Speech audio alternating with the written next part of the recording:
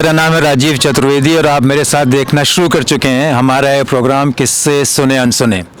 सबसे पहले तो मैं आप सबका शुक्रिया अदा करना चाहता हूं कि आपने हमारे पिछले एपिसोड्स को इतना पसंद किया, इतना लाइक किया और I really wish to thank from the bottom of my heart for being watchful viewers and appreciating it and also posting your comments. Really appreciate it.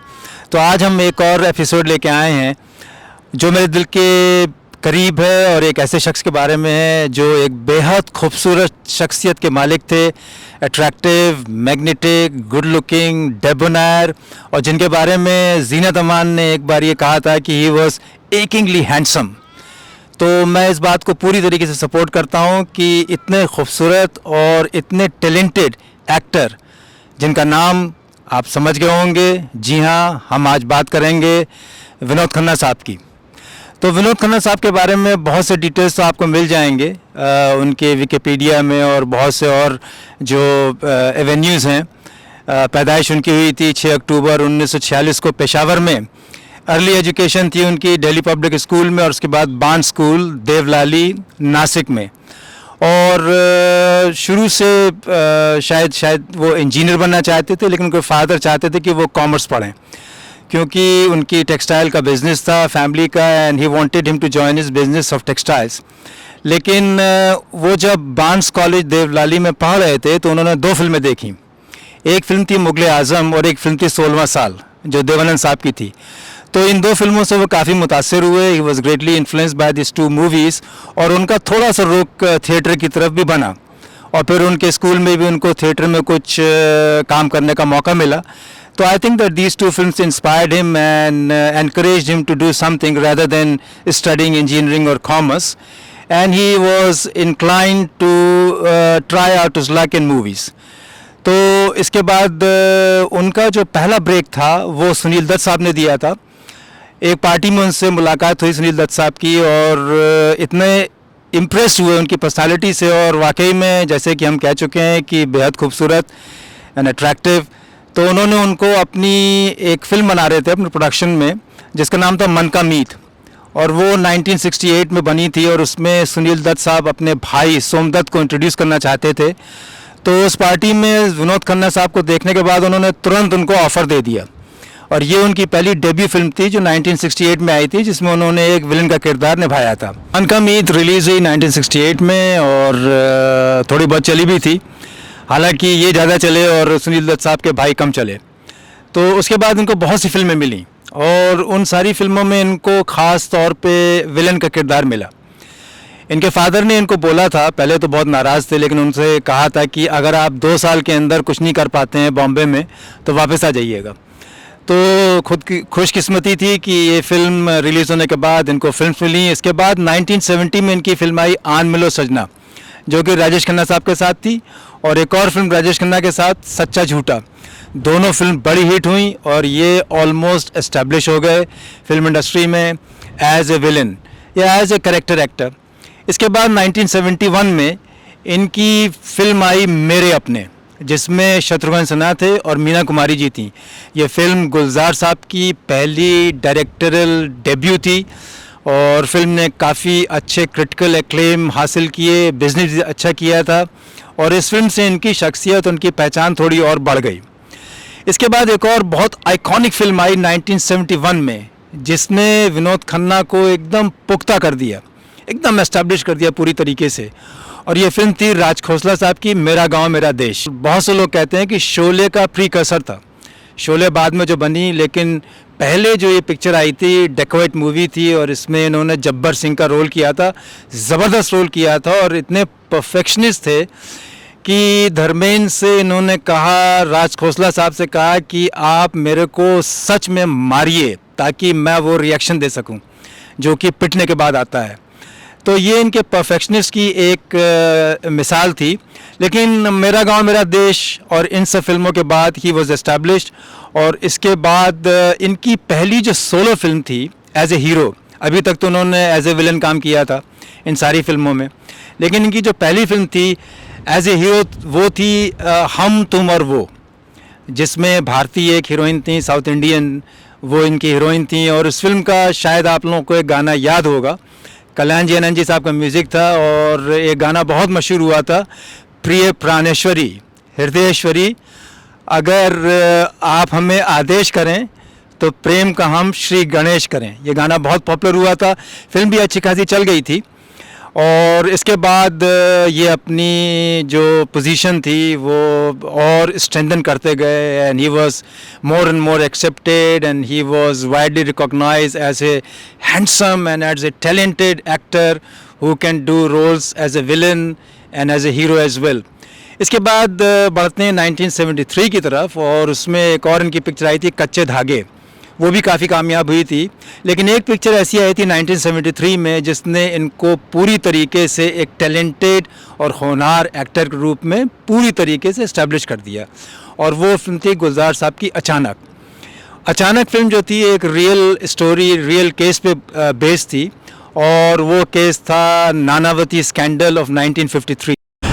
Vinod Khanna साहब की कुछ फिल्में जो मुझे बहुत पसंद हैं उनमें से एक है इनकार, जो कि 1973 में आई थी, राज सिप्पी साहब ने बनाई थी, और एक जापानीज़ फिल्म थी हाई एंड लो जो डायरेक्ट की थी अकीरा कुरोसावा ने, और बहुत अच्छी फिल्म थी, गोल्डन जुबली हिट थी। उसका एक गाना भी बहुत हिट था जो हेलन पे पिक्चराइज किया गया था।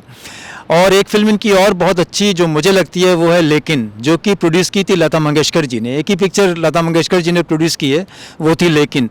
बहुत अच्छी पिक्चर थी और उसमें कुछ ऐसा एक किरदार था इनका, और एक ऐसी इल्यूजन को चेस करते हुए, लेकिन उसका एक गाना था यारा सिली सिली जो कि बहुत पॉपुलर हुआ था, गुलजार साहब ने डायरेक्ट की थी, और my brother was the director of sound for that movie. लेकिन इनका एसोसिएशन अमिताभ बच्चन के साथ सभी को पता है, मुकद्दर का सिकंदर और खून पसीना, हेरा फेरी, बहुत सी फिल्में ऐसी हैं जो कि इमॉर्टल हैं। अमर अकबर एंथोनी है, अपने ज़माने की सुपर डुपर हिट्स फिल्म्स हैं ये।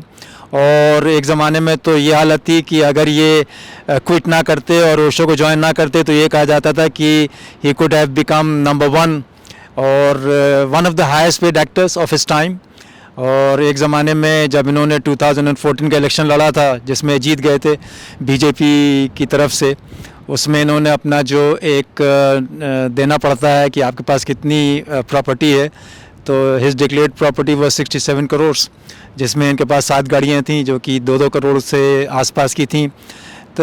तो ये सारी चीज़ें इनके बारे में शायद आपको पता हो या ना पता हो, लेकिन एक बहुत दिलचस्प बात मुझे इनके बारे में ये पता लगी कि दोस्ताना फिल्म जो थी जिसमें बाद में शत्रुघ्न सिन्हा और अमिताभ बच्चन, शत्रुघ्न सिन्हा बाद में आए थे, पहले वो रोल विनोद खन्ना साहब को ऑफ़र किया गया था। राज खोसला साहब की पिक्चर थी, तो राज खोसला इन्होंने उस फिल्म में विनोद खन्ना साहब को इसलिए नहीं लिया क्योंकि उन्होंने कहा कि ऑडियंस ये एक्सेप्ट नहीं कर सकती कि जीनत अमान रिफ्यूज्ड विनोद खन्ना फॉर अमिताभ बच्चन। इनकी यारी दोस्ती फिरोज़ खान साहब के साथ बहुत ज़्यादा थी, और उनकी फ़िल्म कुर्बानी जिसमें इन्होंने ज़बरदस्त रोल किया था, और वो रोल भी पहले अमिताभ बच्चन को मिलने वाला था, लेकिन फिर अमिताभ बच्चन ने नहीं किया और विनोद खन्ना साहब ने किया। और बड़े इत्तेफाक की बात है कि जिस दिन विनोद खन्ना साहब की डेथ हुई उसके ठीक 8 साल पहले उसी दिन फिरोज़ खान साहब की भी डेथ हुई थी।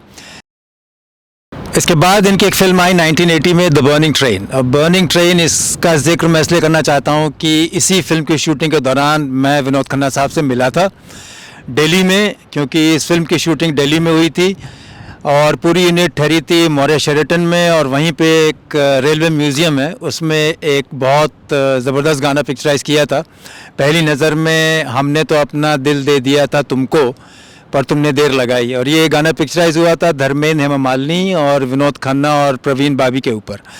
तो मेरी खुशकिस्मती है कि हम मौर्य शेरेटन गए, क्योंकि my brother was the director of sound for this movie. I am very proud to say that.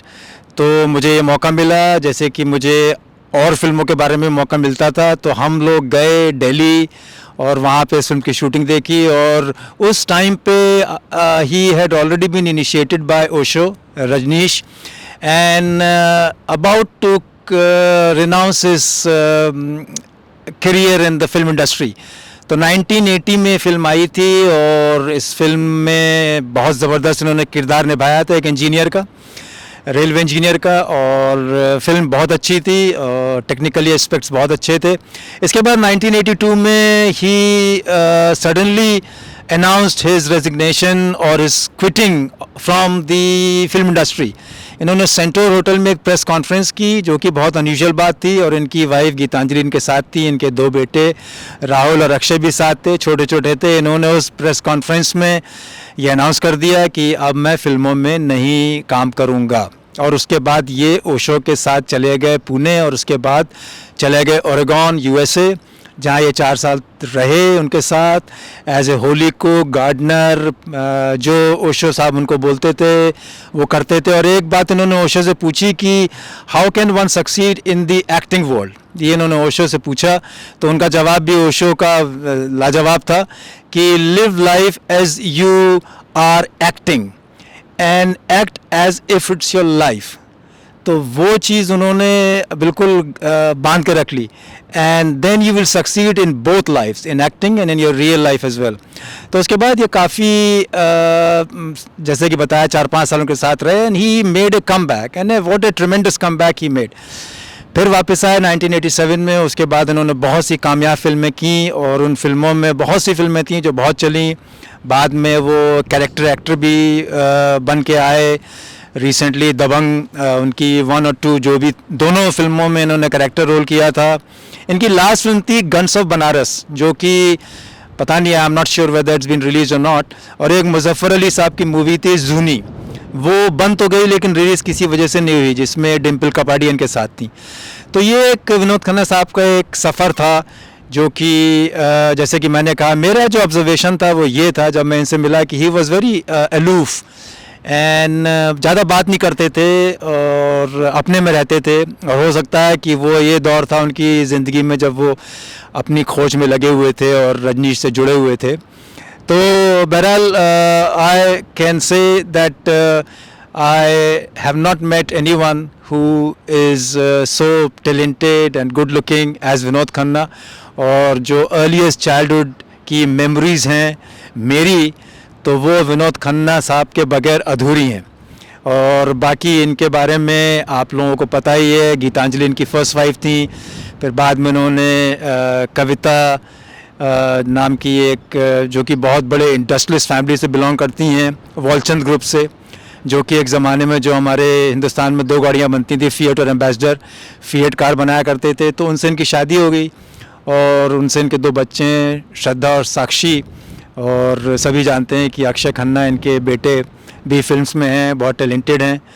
तो ये एक छोटा सा मेरा जो विनोद खन्ना साहब के साथ परिचय था, इंट्रोडक्शन था, और उनके साथ एक बहुत ही मुख्तसर सी मुलाकात थी, जिसमें मैंने देखा कि बहुत खामोश, बहुत चुप और इंट्रोस्पेक्शन के अंदाज में रहते थे।